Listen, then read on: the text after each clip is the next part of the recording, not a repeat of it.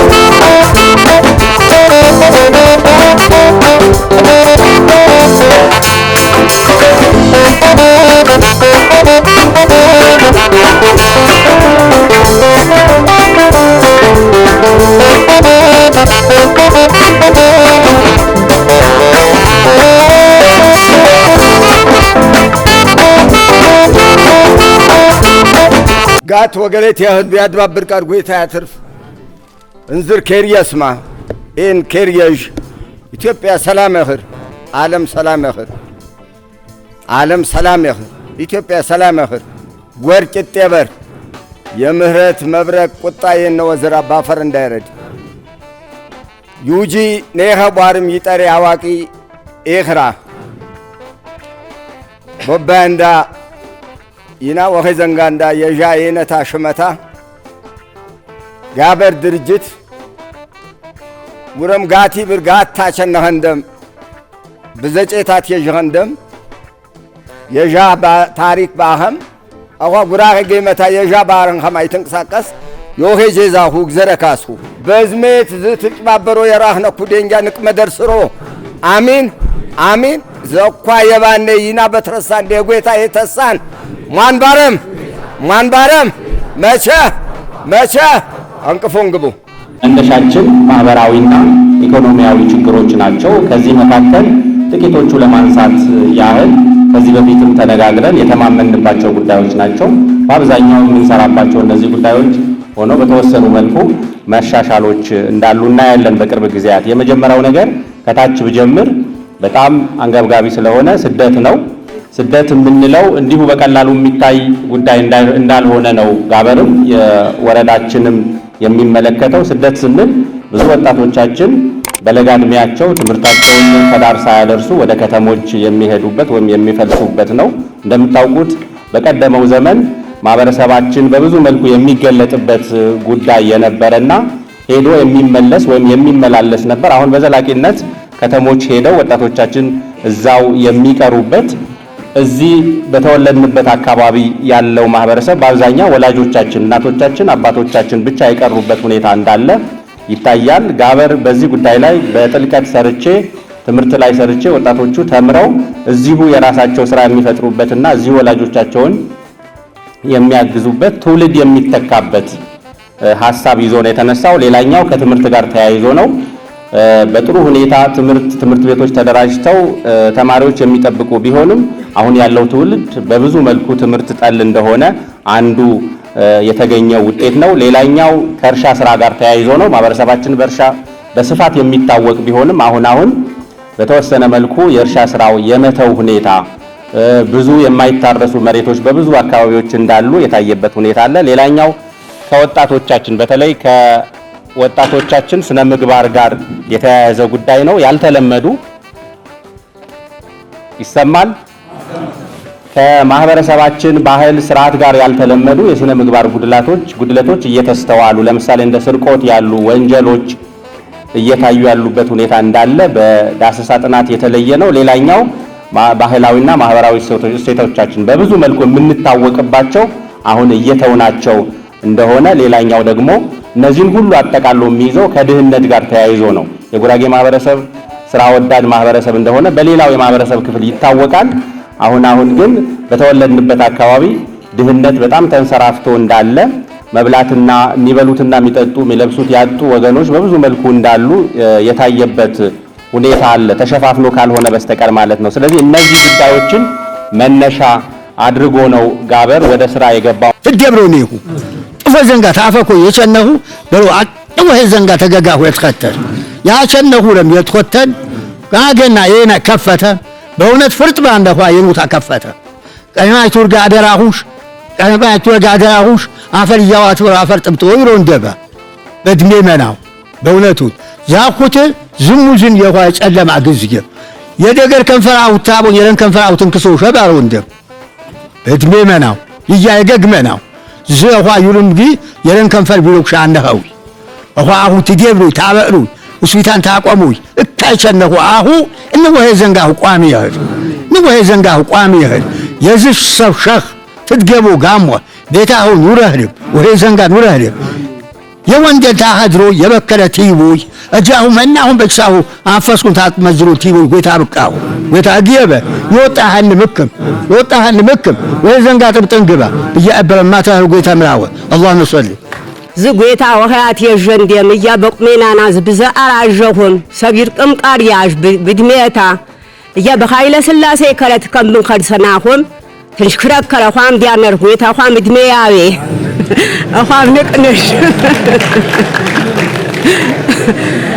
ብዘ ወኸትናሽ ነው ነበርኹም ዝኽ ወኸ ዘንጋ በዘታ የሰናኹ እያንቅ የአር ከባድ ያሙይ ዝኽያዠኹ አሁ ቀመምኹም ዝኽያበሩ ሰንዲያ ዝየዣ ልማት መምናሚኔ ዝኻበሩ ሰንዲያ መምናሚኔ በንቃንንሳኔ ዝዴንጃ ትምህርት እንዲያ በምናሚኔ ዝዴንጃ ተቀባይ ነገኽኖ ተረካቢሮ ባሁም መጣፋቸነኹም የትምህርት መሳሪያ ነቀምኹም አቸነኹም አሁ ቦጤ መንግስት የራኽንኹ ትካኹ የብራ ትካኹ የደሰት ትካኹ የትማር ትካኹ ያብራ የትረፍንም ያብራ አሁ የትረፉን ታነ ድሮም ተኸዴሮም የትረፍኩም የዲኻ አኽዲሮ የዲኻ አቦ አኋያ ብድሜነ ሰናኹ አራት ማአሩ ያምረውና አነረ መቼም በሰነቦ አሪ ዝረጉ ባጂ አሪ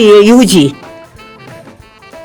መሸም መቼም መሸም ወዝገብት ያጪ መሸም ወዝገብት ያጪ ጋባረም ባሁን በቀለለ ከፍቺ ጋባረም ባሁን በቀለለ ከፍቺ ተኸዴ እንጃት ይደሞጂ ተትማረ ኃይል ትጭዋጂ ዘንጋ አኮነም ባንጂ ይረውርቦ ፍሬ ቀውጪ ይረውርቦ ፍሬ ቀውጪ የማም ዘንጋ ያኳችቺ የትምር ዘንጋ ተክሙ ዲምጂ ዜጋም ጭቁን ያንቄ የቺ ዜጋም እንዲያ ያንቄ የቺ ወታ እድሜ ያብኹ ጥሩ ውይይት አድርገናል። ለተግባራዊነት መትጋት አለብን የሚል ነገር በደንብ መያዝ መቻል አለብን ማለት ነው። ቅድም አጅኑር በምርቃታቸው ሲያነሱ ቲዮሪ መሆን የለበትም ሚታይ ሚዳሰስ ሚጨበጥ መሬት ማስነካት አለብን የሚል ሲያነሱ ነበር።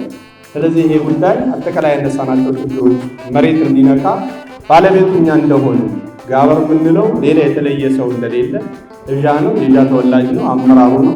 ስለዚህ በጋራ ለማደግ ለመስራት ጥረት ማድረግ ይጠበቅብናል። ስለዚህ ሌላ የምንጠብቀው ኃይል የለምና መሬት እንዲወርድ መስራት አለብን። ለዚህ ትልቁ ነገር አባል ነው ተብሏል። ከራሳችን መጀመሪያ አርአያ መሆን መቻል አለብን ማለት ነው። ለምሳሌ እኔ ታናሽ ወንድም አለ የጋባር አባል እንዲሆን ጋበር እንዲያስተባብር በምችለው እየደገፍኩ ነው ማለት ነው። እናንተም የራሳችሁ ኃላፊነት መውሰድ መቻል አለባችሁ ማለት ነው። እንደ ግል በግለሰብ ደረጃ እንደ አጠቃላይ እንደዛ ደግሞ ከሀገር ውስጥ እስከ ውጭ ድረስ ያለው ልጆቻችን ተሳትፎ እንዲኖራቸው አበርክቶ እንዲኖራቸው ቅድም ሲባል እንደነበረው እህታችን እንዳነሳችሁ እንግዲህ በቀን የመሸበት ትውልድ እንዳይሆን ማለት ነው። ጋበርን ያረዳ በቀን የመሸበት ትውልድ ነው ወይም ያልነጋለት ጎህ ያልወጣለት ትውልድ ነው የሚል በጣም እንትን የሚያደርግ ቃላት ተጠቅማ ስታነሳ ነበር ማለት። ስለዚህ እንደዛ እንዳንሆን አጠቃላይ የምንሰራው ነገር ለዣ እንደሆነ ምንጩም አጠቃላይ አቅማችንም እኛ እንደሆነ ወስደን በተገቢ ልንሰራ ይገባል የሚለው በደንብ መያዝ አለብን። በትምህርት ላይ ተነጋግረናል፣ በጤና ላይ ተነጋግረናል፣ በባህል ላይ በቋንቋችን ላይ ያልተነጋገርነው ነገር ምንም የለም። ጋበር ካቀዳቸው ነገሮች አንዳቸውም የቀሩ የለም። ስለዚህ ሁላችንም ብንናገር ውጤታማ ልንሆን አንችልም። ለተግባራዊነቱ መታገል ያለብን እዚህ ያለ ሰው ቆርጦ መነሳት አለበት። የዚህ የቂጫን ስርዓት ካላከበርን እኛ ጉራጌዎች በምንም አይነት መንገድ ነው ትክክለኛ ጎዳና ልንመጣ አንችልም። የቂጫ ስርዓት ነው ጉራጌ ሲገዛው ነው ትክክለኛ አቅጣጫውን ሲያሳየው ነው ባህላዊ ስርዓቶቻችንን ካላከበር ሽማግሌ በወጣቱ ካልተከበረ እናት በባሏ ካልተከበረች ልጅ አባት እናቱን ካላከበረ ውጤታማ ልንሆን አንችልም። ስለዚህ ቅድም አዝማች ያሉት ነገር ከአዲስ አበባ የሚጀምረው በሽታ እዚህ ተበክሏል አካባቢያችን። ከዚህ እናቶቻችን የገሌ ሞተ ሲባል ልጅ አዝለው ቤታቸውን ዘግተው ከነልጆቻቸው ከነባሎቻቸው ይሄዳሉ ወደ ለቅሶ አዲስ አበባ። ከአዲስ አበባ ተነቅሎ እንጀራ ተሸክሞ ውሃ ተሸክሞ እዚህ ይመጣል። ስለዚህ እነኚህ ነገሮች የሚያደህዩን ወደ ኋላ የሚጎትቱን እንጂ የሚያሳድጉን ስላልሆኑ የቂጫና የቋንቋችን የባህላችን ጉዳይ ምከሩበት።